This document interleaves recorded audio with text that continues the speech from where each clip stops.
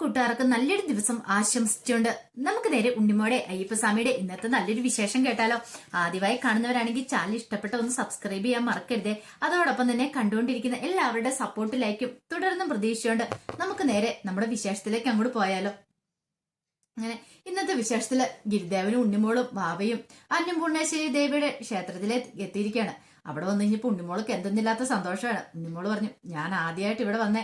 അന്ന് ഞാൻ ഇപ്പോഴും ഓർക്കുന്നുണ്ട്. അന്ന് എനിക്ക് തമ്പുരുമോളെ രക്ഷിക്കാനായിട്ട് പറ്റി.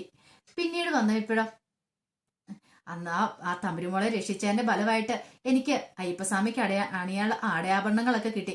അതിനുശേഷം വന്നു കഴിഞ്ഞപ്പോ ഞാൻ ബാലികാദേവിയായി. ഇത് കേട്ട് കഴിഞ്ഞപ്പോ ഗിരിദേവൻ പറഞ്ഞു, വീണ്ടും ഉണ്ണിമോൾ ഈ തിരുനടയിലേക്ക് വന്നിരിക്കുവല്ലേന്ന് ചോദിക്കുക. അതെ, വീണ്ടും എന്നെ അന്നപൂർണേശ്വരി ദേവി ഇങ്ങോട്ട് തന്നെ എത്തിച്ചെന്ന് പറയാണ്. അതും ദേ ശിവഭഗവാന് ക്ഷേത്രം പണിയാൻ വേണ്ടിയിട്ട് ആ കാര്യത്തിന് വേണ്ടിയിട്ടാന്ന് പറയണം. എങ്ങനെയെങ്കിലും ആ രഘുറാമംഗളിനെ ഒന്ന് കണ്ടു കിട്ടിയാൽ മതിയായിരുന്നു പറയണം. അപ്പോഴേക്കും ഗിരിജ പറഞ്ഞ കാര്യം ചെയ്യാം, നമുക്ക് കൊടുത്ത് തിരുമേനിയോട് ചോദിച്ചു വെക്കാം. തിരുമേനിക്ക് എന്താണല്ലോ അറിയാതിരിക്കില്ല. രഘുവര സാറിന്റെ വീട് എവിടെയാന്നൊക്കെ നമുക്കറിയത്തില്ലോ എന്ന് പറയണം. ഉണ്ണിമോള് പറഞ്ഞു, അത് ശരിയാ, എത്രയും പെട്ടെന്ന് തന്നെ ദേ ആ സാറിനെ കണ്ടെത്തുവാണെങ്കിൽ ക്ഷേത്രം പണിയാനുള്ള പൈസ തരുമായിരിക്കും. എന്തെങ്കിലും ആവശ്യം ഉണ്ടെങ്കിൽ അദ്ദേഹത്തോട് പറഞ്ഞാൽ മതി എന്നല്ലേ അന്ന് പറഞ്ഞെന്ന് പറയാ. അത് ശരിയാന്ന് പറയണം. അങ്ങനെ അവര് സംസാരിച്ചുകൊണ്ടിരിക്കുന്ന സമയത്താണ് തിരുമേനി അങ്ങോട്ട് വരുന്നുണ്ട്. അതേ തിരുമേനി വരുന്നെന്ന് പറയണം. അപ്പൊ ഒന്ന് രണ്ട് ചേച്ചിമാര് ക്ഷേത്രത്തിൽ തൊഴാനായിട്ട് അങ്ങോട്ട് വന്നു. ചേച്ചിമാര് ഉണ്ണിമോളെ കണ്ടതും ഓടി വന്നു. അതിലൊരു ചേച്ചി പറഞ്ഞു, ആഹാ മോളെ കണ്ടിട്ട് ഒത്തിരി നാളായാലോ, അന്ന് കണ്ടേ പിന്നെ ഇപ്പഴാ കാണുന്നതെന്ന് പറയണം. ഇത് കേട്ടോ അടുത്ത് വന്ന് ചേച്ചി പറഞ്ഞു, മോളെന്നോ, ബാലികാദേവിന്ന് വിളിക്കാം. ബാലികാദേവി ആയിരുന്നല്ലോ എന്ന് പറയണം. ഉണ്ണിമോള് പറഞ്ഞു, ഇപ്പൊ ഞാൻ ബാലികാദേവി ഒന്നുമല്ല, അത് കുറച്ചു നാൾ മുമ്പല്ലേ, ഇപ്പൊ ഞാൻ വെറും ഉണ്ണിമോള് മാത്രമാന്ന് പറയണം.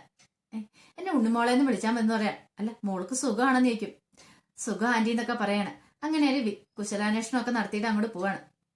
തിരുമേനി ചോദിച്ചു, ആഹാ കുറെ കാലമായല്ലോ മൂവരെയും കണ്ടിട്ടെന്ന് പറയാണ്. അതെ, ഇപ്പഴാ ഇങ്ങോട്ട് വരാൻ പറ്റിയെന്ന് പറയണം. തിരുമേനി പറഞ്ഞു, സുഖമാണോ ഉണ്ണിമോൾക്കെന്ന് ചോദിക്കാം. സുഖമാ തിരുമേനി എന്ന് പറയാ. അല്ല അന്ന് തമ്പുരുമോളെ രക്ഷിച്ചു, പിന്നെ അതിനുശേഷം ബാലികാദേവി ആയതിനെ പിന്നെ കണ്ടിട്ടേ ഇല്ലായിരുന്നല്ലോ എന്ന് പറയാണ്. ഉണ്ണിമോള് പറഞ്ഞു, അത് ശരിയാ, പിന്നീട് ഇങ്ങോട്ട് വരേണ്ടതായിട്ട് വന്നെന്ന് പറയാ. അല്ല പെട്ടെന്ന് എന്താ പിന്നെ ഇങ്ങോട്ട് വരാനായിട്ട്? ഇത് കേട്ട് കഴിഞ്ഞപ്പോഴത്തേനും ഗിരിദേവൻ പറഞ്ഞു, അതെ തിരുമേനി, ഉണ്ണിമോൾ കാരണം ഇപ്പൊ ഞങ്ങൾ ഇങ്ങോട്ട് വന്നേന്ന് പറയാണ്. ഉണ്ണിമോൾക്ക് പണ്ടേ തൊട്ടൊരു സ്വഭാവമുണ്ട്, ആര് കഥ പറഞ്ഞാലും അത് കേട്ടിങ്ങനെ ആസ്വദിച്ചിരിക്കുന്ന ഒരു സ്വഭാവം. അപ്പൊ ഉണ്ണിമോളുടെ കൂട്ടുകാരന് ഉണ്ണിമോൾക്കൊരു കഥ പറഞ്ഞു കൊടുത്തു. ആ കഥ കേട്ട് ഉണ്ണിമോൾ അവിടെ കളിച്ചോണ്ടിരിക്കുന്നു. അപ്പൊ കളിമണ്ണൊക്കെ ഉപയോഗിച്ച് ഉണ്ണിമോള് വെറുതെ കുഴച്ചോര രൂപങ്ങൾ ഉണ്ടാക്കിക്കൊണ്ടിരിക്കുന്നു. അവസാനം കഥ കേട്ട് കഴിഞ്ഞപ്പോഴത്തേനും ഉണ്ണിമോൾ ഉണ്ടാക്കിയ രൂപം ആരുടെയെന്നറിയോ? ശിവലിംഗം ഉണ്ടാക്കിയെന്ന് പറയാണ്. ശിവലിംഗോ? അതേന്ന് പറയാണ്. അല്ല ഇത് കേട്ടിട്ട് തിരുമേനിക്ക് അത്ഭുതമൊന്നും തോന്നില്ലെന്ന് ചോദിക്കുകയാണ്. എനിക്ക് എന്താ അത്ഭുതം തോന്നാനായിട്ട്? ഉണ്ണിമോളല്ലേ ആള്, അതുകൊണ്ട് എനിക്ക് പ്രത്യേകിച്ച് അത്ഭുതമൊന്നും തോന്നില്ല. കാരണം അന്നപൂർണേശ്വരി ദേവിയുടെ വിശപ്പ് മാറ്റിയ ആളാ. അപ്പൊ അന്നപൂർണേശ്വരി ദേവി എന്ന് പറഞ്ഞ ആരാ?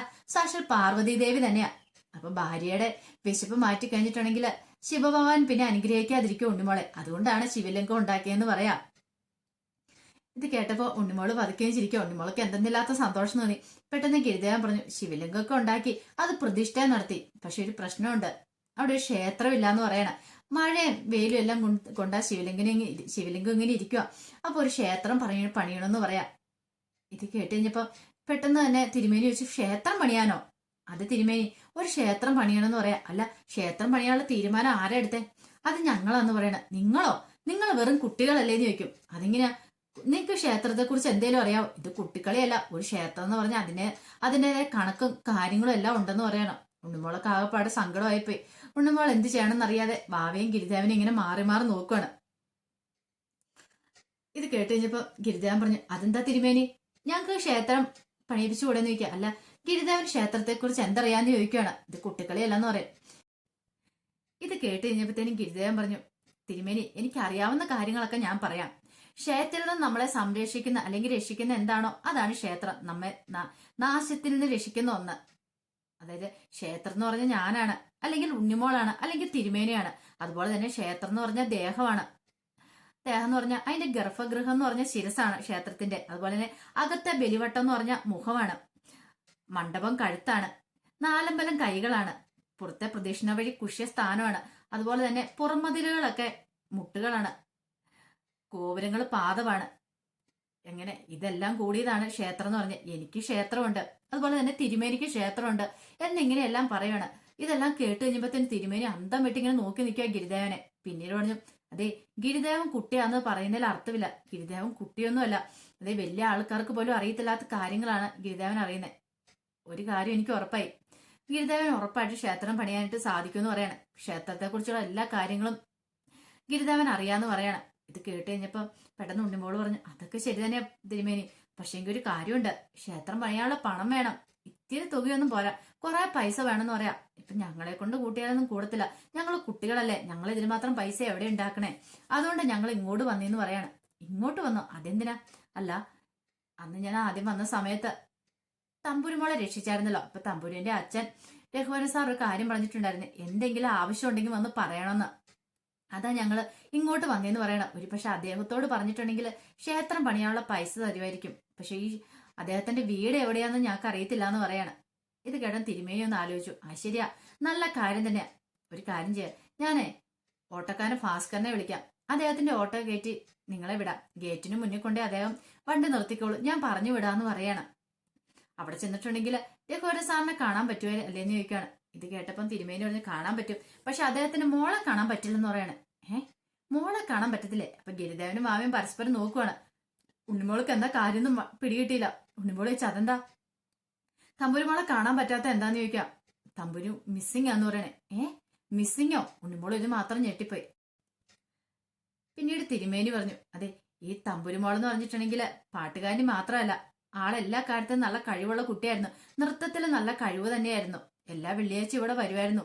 എല്ലാ പൗർണമി ദിവസങ്ങളിലും ഇവിടെ അരങ്ങേറ്റം കുറിക്കാറുണ്ട്. അപ്പൊ കഴിഞ്ഞ വെള്ളിയാഴ്ച എന്ന് പറഞ്ഞാൽ പൗർണമിയും വെള്ളിയാഴ്ച ഒത്തുചേർന്ന ഒരു അപൂർവ ദിവസം തന്നെയായിരുന്നു. അങ്ങനെ ആ ദിവസമായിരുന്നു അവരുടെ അരങ്ങേറ്റം എന്ന് പറഞ്ഞിട്ടുണ്ടെങ്കിൽ, തമ്പുരുമോളുടെ അരങ്ങേറ്റം. പിന്നീട് തിരുമേനി ആ കാര്യങ്ങളൊക്കെ എന്നെ വിസ്തീരിച്ചു കൊടുക്കുകയാണ്. അങ്ങനെ അന്നത്തെ ദിവസം അവിടെ അരങ്ങേറ്റം നടക്കുവാണ്.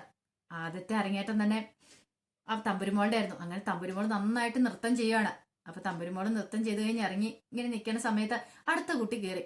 അടുത്തായിട്ട് ശ്രീപ്രിയാന്ന് പറയണം. അങ്ങനെ ശ്രീപ്രിയ നൃത്തം ചെയ്യാൻ കയറി. ശ്രീപ്രിയ നൃത്തം ചെയ്ത് ഇറങ്ങി എല്ലാം കഴിഞ്ഞ് ഇങ്ങോട്ട് ഇറങ്ങി പോരുന്ന സമയത്ത് രഘുവരൻ മോളോട് പറഞ്ഞു, മോളുടെ ഡാൻസ് നല്ല സൂപ്പർ ആയിട്ടുണ്ടായിരുന്നു പറയാം, അരങ്ങേറ്റം എന്താളും പൊളിച്ചു. അവിടെ ഒരു കലാമണ്ഡലത്തിലെ ടീച്ചർ ഇരിക്കുന്നുണ്ടായിരുന്നു. ടീച്ചറിന് ഭയങ്കരമായിട്ട് ഇഷ്ടപ്പെട്ടു മോളുടെ ഡാൻസ്. അല്ല, ആ വലിയ പൊട്ട് വെച്ച ആ ടീച്ചറാണെന്ന് ചോദിക്കാം. അത് തന്നെ, അതാന്ന് പറയണം. അങ്ങനെ അവർ സംസാരിച്ചുകൊണ്ട് ഇങ്ങോട്ട് വരുന്ന സമയത്താണ് ശ്രീപ്രിയ അച്ഛനും അമ്മയും കൂടെ വരുന്നത്. ശ്രീപ്രിയയുടെ അമ്മ വന്നിട്ട് പറഞ്ഞു, അതെ, മോളുടെ ഡാൻസ് നല്ല ഭംഗിയുണ്ടായിരുന്നു കേട്ടോ കാണാനായിട്ട്, മോളുടെ പേര് പോലെ തന്നെ, നൃത്തം നല്ല സുന്ദരമായിരുന്നു പറയാണ്. ഇത് കേട്ടുകഴിഞ്ഞപ്പം തമ്പുരുമോട് പറഞ്ഞ് താങ്ക്സ് എന്ന് പറയാണ്. പിന്നീട് അവളോട് ശ്രീപ്രിയ ചോദിച്ചു, മോളുടെ പേരല്ല, കുട്ടിയുടെ പേരെന്താന്ന് ചോദിക്കുകയാണ്. ശ്രീപ്രിയ എന്ന് പറയാണ്. അല്ല, മോളെ ഡാൻസ് പഠിപ്പിക്കുന്ന ആരാന്ന് ചോദിക്കുകയാണ്. എന്നെ ആരും പഠിപ്പിക്കുന്നില്ല, ഞാൻ സ്വന്തമായിട്ട് പഠിക്കുന്നതാന്ന് പറയണേ. സ്വന്തമായിട്ടോ? പെട്ടെന്ന് ശ്രീപ്രിയയുടെ അമ്മ ചോദിച്ചു, അല്ല, തമ്പുരുമോളെ ആരും നൃത്തം പഠിപ്പിക്കുന്നത്? എന്നെ സരസ്വതി ടീച്ചറാന്ന് പറയാണ്. ഇവളെ ആരും ഡാൻസ് പഠിപ്പിക്കുന്നില്ല, ഇവള് സ്വന്തമായിട്ടാ പഠിക്കുന്നത്. അതെങ്ങനെയാന്ന് പോലും ഞങ്ങൾക്ക് അറിയില്ല എന്ന് പറയാണ്. പിന്നീട് ശ്രീപ്രിയയുടെ അച്ഛൻ ചോദിച്ചു, രഘുവരനോട് ചോദിച്ചു, നിങ്ങൾ ഇവിടെ ഉണ്ടാവുമോന്ന് ചോദിക്കും. 2-3 ദിവസം കാണുമായിരിക്കും, നിർമ്മാലയും തൊഴിൽ 2-3 ദിവസം, അതിനുശേഷം ഞങ്ങൾ വീട്ടിലേക്ക് പോകുന്നുള്ളെന്ന് പറയാം. എന്നാ ശരി, വീണ്ടും കാണാം, ഞങ്ങൾ മുറിയിൽ കാണും. പെട്ടെന്ന് ശ്രീപ്രിയ തമ്പുരുമോനോട് ചോദിച്ചു, അതെ, എനിക്ക് നൃത്തത്തിന്റെ കാര്യങ്ങളൊന്നും എനിക്ക് അറിയത്തില്ല, എന്നെ ഒന്ന് പഠിപ്പിച്ചു തരുമോന്ന് ചോദിക്കുകയാണ്. അതിനെന്താ, ഞാൻ പഠിപ്പിച്ചു തരുമെന്ന് പറയുകയും ചെയ്യുമെന്ന് പറയാണ്.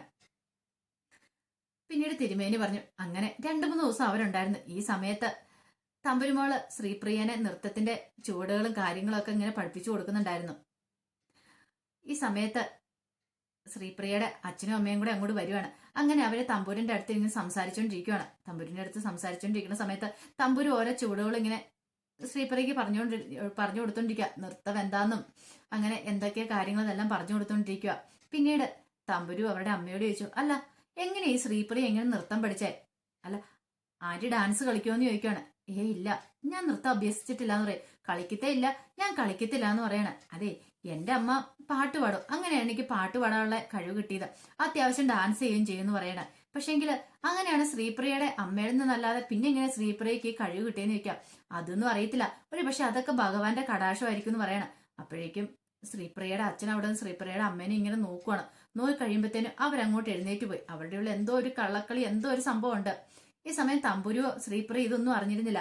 അവര് പരസ്പരം നോക്കി അവരവരുടേതായ ഡാൻസുകളൊക്കെ ചെയ്തുകൊണ്ടിരിക്കുകയാണ്. അപ്പൊ അതിന്റെ വിശേഷങ്ങളൊക്കെ എന്ന് കണ്ടത് എന്താണെന്നറിയത്തില്ല. ഇനിയിപ്പൊ തമ്പുരുമോളെ തട്ടിക്കൊണ്ടു പോയത് ഒരുപക്ഷെ ശ്രീപ്രിയയുടെ അച്ഛനും അമ്മയും ആയിരിക്കണം. അപ്പൊ അതിന്റെ വിശേഷങ്ങളാണ് നമ്മൾ ഇനി കാണാൻ പോകുന്നത്. ഇനിയിപ്പോ ഉണ്ണിമോള് പോയിട്ട് തമ്പുരിനെ രക്ഷിക്കാൻ ശ്രമിക്കുന്നതൊക്കെ ഉണ്ട്. ആ വിശേഷങ്ങളൊക്കെ നമുക്ക് എല്ലാവർക്കും കാത്തിരിക്കാട്ടോ. ഒരിക്കൽ കൂടി എല്ലാവർക്കും നല്ലൊരു ദിവസം ആശംസിച്ചുകൊണ്ട് നിർത്തുന്നു. നന്ദി.